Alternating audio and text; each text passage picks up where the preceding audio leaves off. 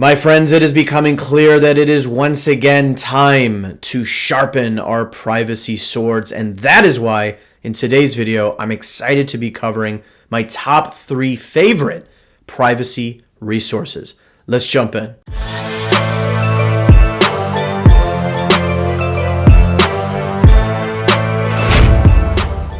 Welcome back to another video. My name is Ian Major. I'm an entrepreneur, Bitcoin pleb, and all-around raging capitalist. And for those who have been following the channel for some time know I cover and focus on Bitcoin content, but that very much extends into privacy and other considerations around self-sovereignty, especially amidst the world that we find ourselves in.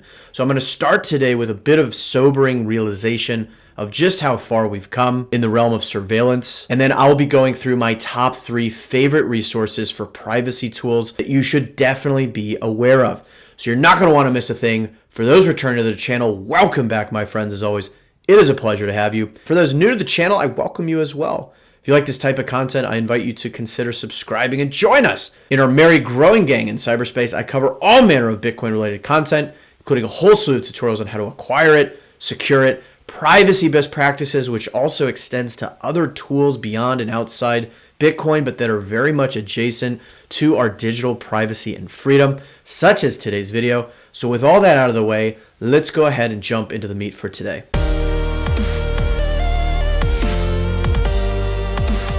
So I always find that the start of a new year is a good time both to think about goals moving forward, but also to reflect on what we've seen in the past. And it's quite sobering to sort of realize what this LA Times piece, this was from some time ago, but what they highlighted as how governments use the pandemic to normalize surveillance. And I don't really care where you fall on any of this or any of the subcomponent arguments.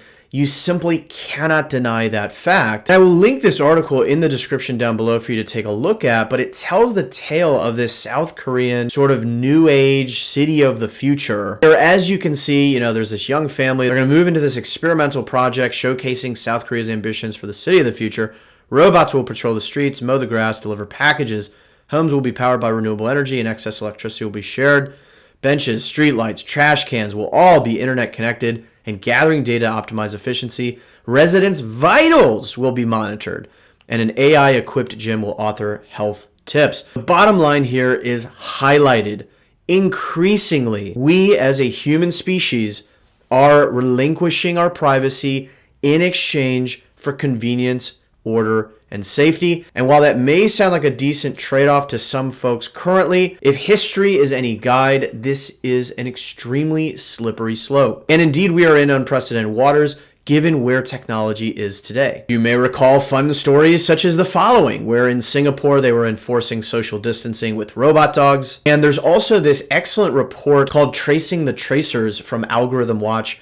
This was a 2021 report where they go through how some of the automated decision-making systems that were implemented as part of the pandemic, and they take a pretty objective lens to it. They do acknowledge some of the ways in which these systems can and have helped, but I'd encourage you to take a look at that report for a very good sort of overview and synthesis. And I just don't think a lot of people have fully reflected on just what all was put in place and tried and hasn't been taken away yet, right? That's often how these things are. It typically does not go in reverse. You don't just say, oh, now that the worst of it is behind us, let's take away all those systems because we're now fine. So all of this surveillance only builds on itself over time. And you might think, okay, I get that. I get the momentum. I get the stickiness of it. But, surely we can all at least agree and acknowledge that, hey, maybe we went too far there. Maybe this is not the direction we actually want to be heading. But right on schedule, the Davos crowd in January of 2023 had this to say: let's bring together countries and corporations to grow global pathogen surveillance. So there is an outright call from the World Economic Forum and those at Davos for more of the surveillance that we've seen over the last few years, not less. And for those paying attention, we just yesterday received confirmation of what the next PSYOP will be that will usher in additional surveillance as well. Experts at Davos 2023 call for a global response to the gathering cyberstorm. So I'm going to link all of these in the description down below if you'd like to take a closer look. But they're now calling for this global push, this global collaboration to tackle and address cybersecurity threats, right? Which no doubt have been increasing in both frequency and severity. But I think many of us would question whether the correct response is to actually try and mass surveil everyone and everything on this earth. And so with all of that context, let's move on now, and I want to spotlight my 3 top privacy resources that I go to try and upskill myself, and then we'll go into what I'm actually doing specifically, and I'll point you to some of my other videos that may help.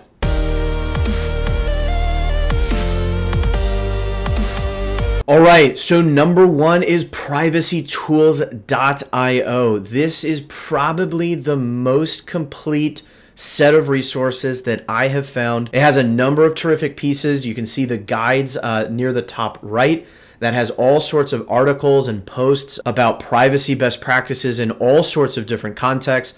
And then you can see along the left, it's got all sorts of different categories for privacy tools, whether it's files and file sharing, whether it's browsing the web, whether it's office, work, productivity tools, social tools, operating systems, firmware, and it even has this cryptocurrency section at the bottom, and it has a specific section for Bitcoin wallets as well. And we can see some of our favorites here: Samurai Wallet, Sparrow Wallet. And I actually have an entire privacy-focused playlist on this channel that I will link to you now in case you want to click over to that, and I'll also put it in the description down below. So let's move on to the second one, and that is kycnot.me. And I have covered this in prior videos, but I'm thrilled to see that they continue adding additional resources to the site. You can see that when you access it right away, you are brought to this view where you can see different exchanges and ratings and details. So you can click into these different pieces and see some of the details behind these different ways to acquire Bitcoin. You will see a couple of my personal favorites on this, including Bisq, as well as RoboSats. There's local Bitcoins, others. I've done tutorials on a lot of these. So again, check out that privacy playlist if you are curious for step-by-step tutorials on some of those specific ones. But then they've also continued to build out this second tab around different services.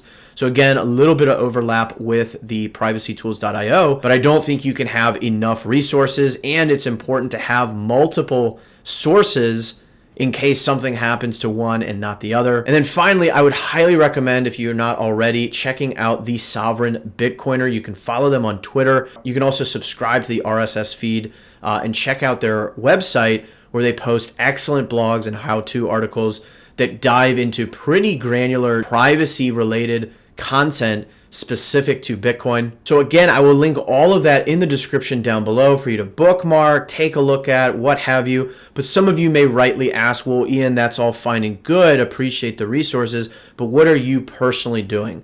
And I am by no means at my sort of max privacy at all. I'm obviously fully doxxed on this channel and on my Twitter. So there are certainly aspects of my digital life that are expressly not privacy maxed out, but I will tell you what I'm doing personally. I use Proton VPN and Connect for most things. I try to use something like Brave browser wherever possible. While I do have an iPhone as my main phone, I also have a de-Googled Pixel 4 for a privacy-focused device, and I have done a whole set of guides and tutorials on how to do that. How to de-Google a Pixel phone and install, in my case, the Calyx operating system, which is a privacy-focused operating system for Android. You also have other things like Graphene OS as well. Those are the sort of general ingredients. And then closer to home, specifically in the Bitcoin world, I have a non-KYC stack, and there are a whole host of ways to do that. Again, Bisq, RoboSats, Azteco. You could go pay in cash in Azteco locations if you happen to be near one. Again, check out KYC Not Me for the best, most complete ways to do that. Mine Bitcoin at home, the list goes on. So it's okay if you have a KYC stack. just keep these fundamentally separate. I run my own Bitcoin node over Tor. I've done a whole set of tutorials on how to do this, including how to build a node from scratch, from all the component pieces. Now, granted, Tor has seen some issues over the last several months. It's been under attack, but it remains operational. I use Samurai Wallet's Whirlpool implementation to mix coins where appropriate, and check out my privacy playlist for tutorials on how to do that. And be advised that we have seen examples of exchanges and other third parties that have flagged what they see as coin join or coin mixing behavior. So that, let's say that let's say you have some Bitcoin and you stumble into some sort of emergency where you need to cash that out. You need, fiat to pay some emergency bill or something like that, right? You may want to go and use an exchange to do that quickly and efficiently. But if you've mixed some of those coins, there have been certain cases of exchanges saying, hey, what is going on here? And so just be advised, right? Just be advised. And so for me, I have two stacks, my KYC stack and my non-KYC stack. And you can always use throwaway phone numbers if needed, using something like text verified without doxing your phone number for various things where you may need to kind of verify through a phone number. So again, that's me sharing some of what I do. There are definitely lots of other things that you could do if you're super hyper paranoid. And there's fewer things you could do, right? Privacy really is a spectrum. And I think it's about doing what you can to incrementally improve your privacy setup while recognizing that past actions cannot be undone. So it is worth thinking through this, especially as we kick off this new year, and especially reflecting on some of what we have seen unfold over the last couple years. So with all that, let's go ahead and conclude today's video.